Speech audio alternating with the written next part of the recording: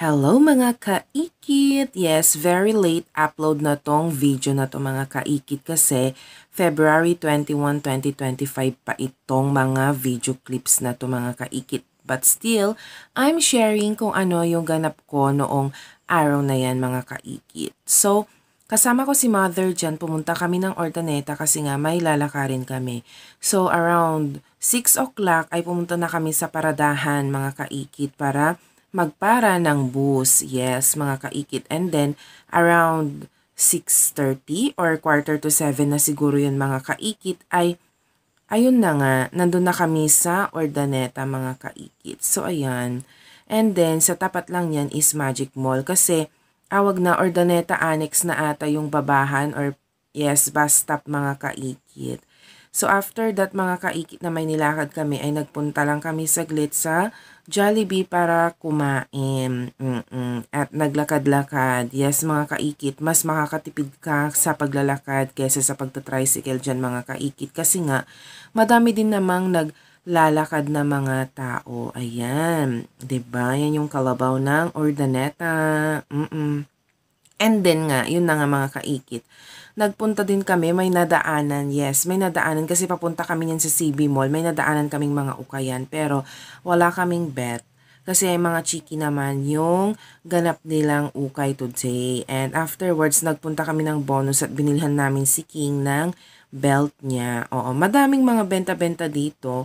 Mura din lang, pero mas mura, feeling ko mas mura doon sa mga sa JKT Legends dun sa amin mga kaikit.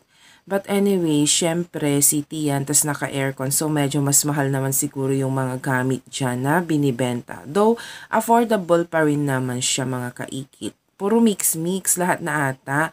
Pambahay, pang Anel Wanchi, ganun mga kaikit. And then, nakarating na nga kami ng CB Mall.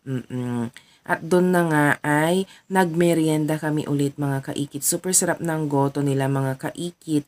And of course, yung mga, mga street food nila. Tapos yung juice nila mga kaikit.